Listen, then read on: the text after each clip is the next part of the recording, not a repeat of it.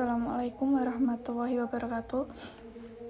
Yang saya hormati Ibu Dr. Imanda Firmantias Putri Pertiwi, SE SYME selaku dosen pada mata kuliah Seminar Akuntansi Keuangan.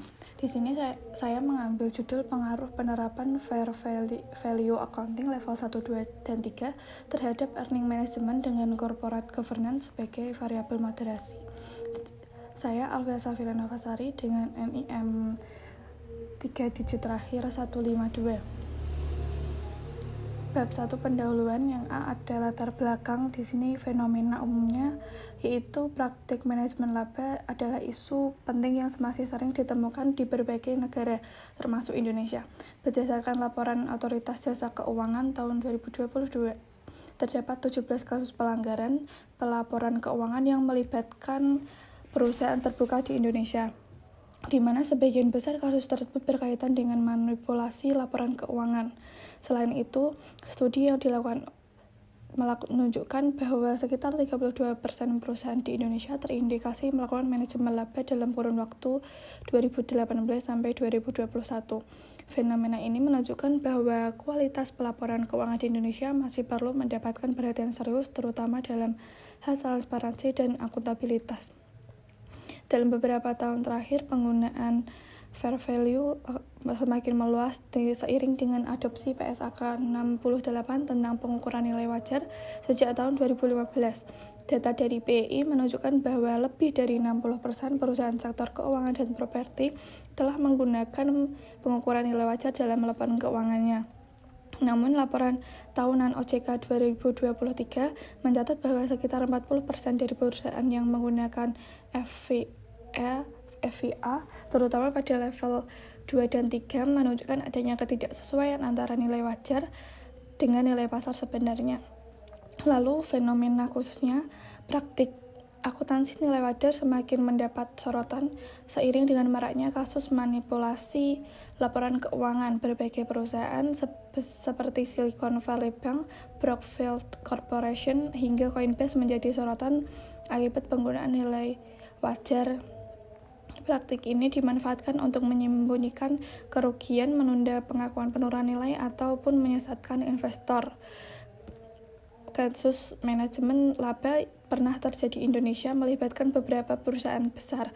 Beberapa kasus atau skandal kecurangan yang terkait dengan praktik manajemen laba yaitu diantaranya perusahaan manufaktur PT 3 Pilar Sejahtera Food yang diduga terjadi penggelembungan pos akuntansi senilai 4 triliun oleh manajemen lama pada laporan keuangan perusahaan tahun 2017. Ini diambil dari web CNBC Indonesia.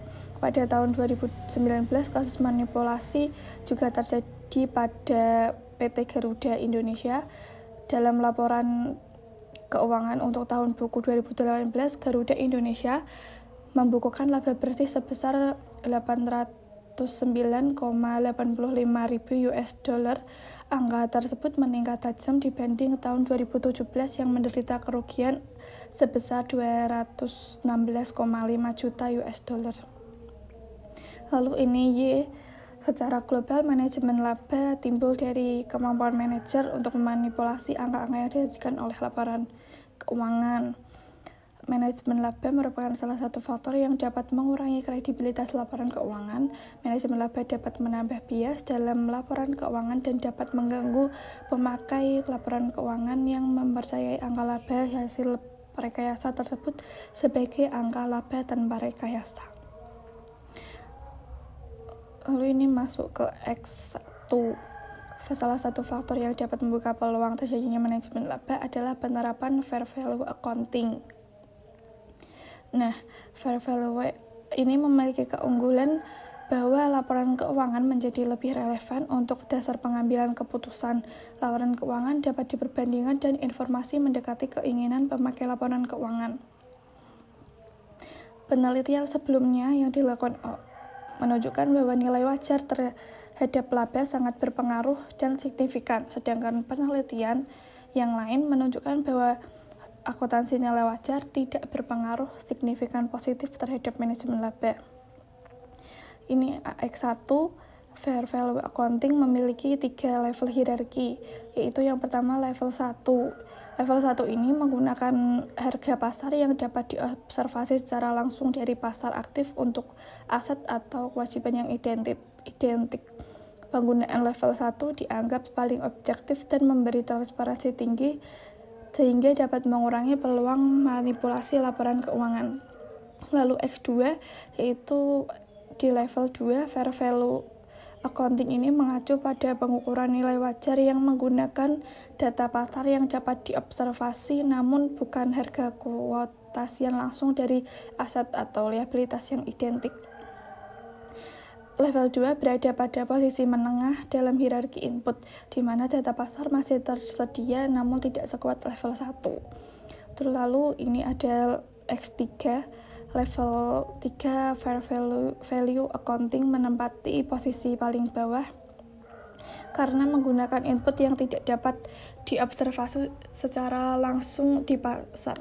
Pengukuran ini bergantung pada asumsi sehingga memiliki resiko yang lebih tinggi terhadap ketidakpastian dan potensi manipulasi nilai wajar. Lalu ini ada variabel Z atau moderasi. Variabel korporat menjadi faktor yang dipertimbangkan untuk menghindari kecurangan. Lemahnya penerapan ini bisa menjadi celah untuk memanipulasi laporan. Corporate governance merupakan mekanisme yang mengacu pada aturan melalui proses hukum dalam mengendalikan perusahaan untuk menciptakan nilai tambah bagi stakeholder agar memaksimalkan nilai perusahaan. Nah, perbedaan dengan penelitian sebelumnya yaitu penelitian ini menggabungkan variabel corporate governance dan fair value accounting level 1-3 secara komprehensif untuk menguji pengaruhnya terhadap earning management. Nah, lalu sementara penelitian sebelumnya hanya berfokus pada corporate governance dan earning management tanpa membedakan level fair value. Penelitian ini menggunakan sampel perusahaan syariah yang terdaftar dalam ISSI, berbeda dengan penelitian sebelumnya yang menggunakan perusahaan umum. Mengapa menggunakan periode 2019 sampai 2023? Karena mencakup dinamika regulasi terbaru seperti revisi Undang-Undang Jasa Keuangan Syariah tahun 2018 serta dampak pandemi COVID-19 yang belum diakomodasi dalam penelitian sebelumnya. Penelitian ini membedakan pengaruh masing-masing level fair value accounting. Berdasarkan uraian di atas, maka menghasilkan judul pengaruh fair value accounting level 1, 2, dan 3 terhadap earning management dengan corporate governance sebagai variabel moderasi. Studi pada perusahaan yang terdaftar di ISI tahun 2019 sampai 2023. Lalu ini ada rumusan masalah, ada 6. Yang pertama, bagaimana pengaruh fair value level 1, level 2, level 3 terhadap earning management. Lalu bagaimana corporate governance dapat memoderasi hubungan antara fair value level 1, 2, dan 3 dengan earning management. Lalu tujuan penelitiannya mengidentifikasi pengaruh fair value accounting level 1, 2, 3 terhadap earning management, menganalisis corporate governance memoderasi hubungan antara fair value accounting level 1, 2, dan 3 dengan earning management. Lalu manfaat penelitian, itu ada manfaat teoritis. Ini yang pertama dapat memperkaya literatur mengenai hubungan fair value dengan earning management dan memberikan pemahaman baru mengenai peran corporate governance. Lalu yang kedua, penelitian memberikan kontribusi dalam menguji dan memperluas hasil penelitian sebelumnya yang masih menunjukkan perbedaan pertemuan. Yang kedua yaitu manfaat praktis, yaitu manfaat yang bermanfaat secara langsung. Ini ada 3, yaitu yang pertama bagi perusahaan sebagai pertimbangan dalam menyusun kebijakan akuntansi, bagi regulator sebagai pembuat kebijakan, dan bagi investor untuk memberikan wawasan mengenai potensi resiko manajemen laba pada perusahaan yang menerapkan fair value accounting. Lalu di sini sistematika penulisan, ada bab 1 pendahuluan, yang tadi disebutkan ada latar belakang, perumusan masalah, tujuan penelitian, manfaat penelitian, dan sistematika penulisan, yaitu yang bab kedua, bab 2 landasan teori. Yang pertama ada telaah pustaka, kerangka teori, kerangka penelitian, hipotesis. Bab 3 metode penelitian, bab 4 hasil penelitian dan pembahasan, dan yang terakhir bab 5 penutup.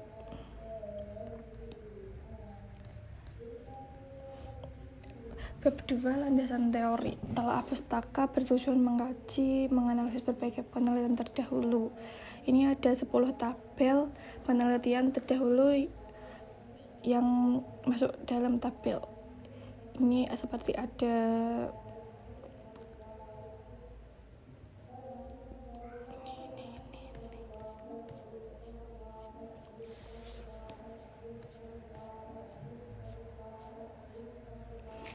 yang kedua itu kerangka teori. Di sini saya menggunakan teori keagenan atau agensi teori, lalu yang kedua teori sinyal, dan ketiga teori tata kelola perusahaan. Teori keagenan dikembangkan oleh Jensen dan Mackling. Teori ini bermula dari lingkungan bisnis yang semakin banyak pengelolaan atau manajemen perusahaan dipisahkan dengan kepemilikan perusahaan dengan tujuan agar pemilik dapat memaksimalkan keuntungan yang akan diterima, sehingga muncullah teori keagenan yang menjelaskan bagaimana dua pihak yang memiliki kepentingan berbeda. Teori keagenan sangat relevan untuk menjelaskan mengapa earning management terjadi dan bagaimana konflik kepentingan memengaruhi kualitas laporan keuangan. Yang kedua ada teori sinyal. Teori sinyal ini menyediakan informasi keuangan yang akurat dan tepat waktu melalui teknologi informasi, merupakan sinyal bagi stakeholder dalam mengurangi ketidakpastian dan meningkatkan keputusan investasi. Yang ketiga, teori tata kelola perusahaan yang menekankan mekanisme pengawasan dan pengendalian yang diterapkan untuk memastikan manajemen bertindak sesuai dengan kepentingan pemegang saham dan pemangku kepentingan lainnya. Ini ada X1 yaitu Fair Value Accounting level 1 yang menggunakan harga kuotasi.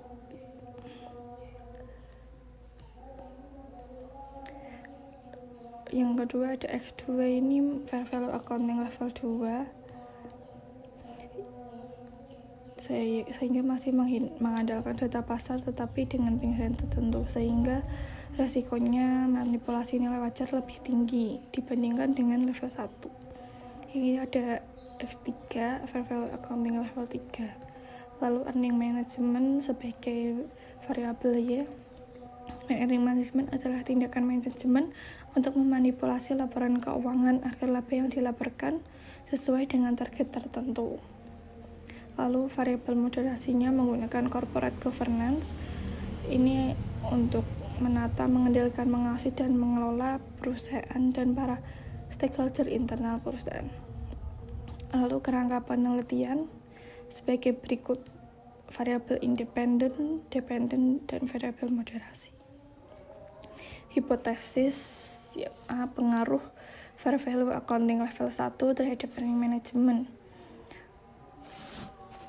Penelitian menunjukkan bahwa penggunaan Fair Value Accounting berpengaruh signifikan terhadap praktik earning management, sehingga hipotesis 1 menjadi Fair Value Accounting level 1 berpengaruh positif terhadap earning management. Lalu yang kedua, pengaruh Fair Value Accounting level 2 terhadap earning management.